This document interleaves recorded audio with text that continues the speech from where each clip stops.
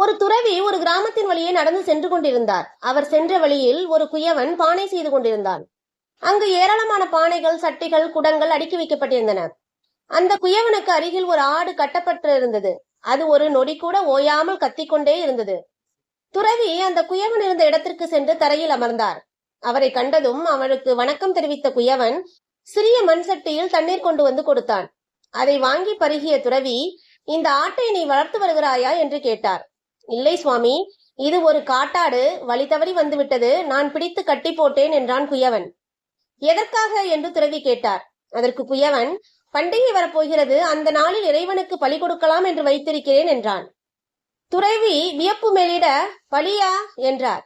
ஆமாம் சுவாமி, தெய்வத்திற்கு திருவிழா வரும்போது பலி கொடுப்பது இறைவன் விருப்பம், அதனால் இறைவன் மகிழ்ந்து வரம் கொடுப்பார் என்றான்.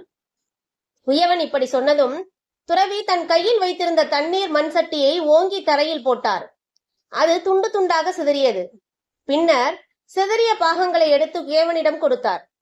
குயவன் கோபத்தில், என்ன சுவாமி இது என்றான்.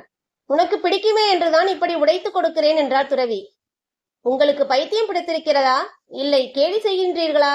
நான் செய்த பானையில் என் உழைப்பு இருக்கிறது, அதை உடைக்க நான் எப்படி சம்மதிப்பேன்? இது எனக்கு பிடிக்கும் என்று யார் உங்களுக்கு சொன்னது என்றான்.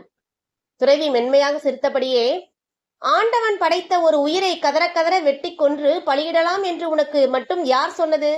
அதை ஏற்று மகிழ்ந்து இறைவன் வரம் தருவான் என்று எப்படி நம்புகிறாய்? எந்த தாய் தன் குழந்தை கதறுவதை விரும்புவாள்? எந்த தகப்பன் தன் குழந்தை கொல்லப்படுவதை விரும்புவான்? இறைவன் படைத்த உலகில் அவனால் படைக்கப்பட்ட நீ அவன் படைத்த பொருளையே அவனுக்கு படைப்பாயா என்று அடுக்கடுக்கான கேள்விகளை தொடுத்தார். அவரது வார்த்தைகளை கேட்ட குயவன் தெளிவு பெற்றவனாக ஆட்டின் கழுத்தில் கட்டப்பட்டிருந்த கயிற்றை அவிழ்த்துவிட்டு துறவிக்கு தனது வணக்கத்தை செலுத்தினான்.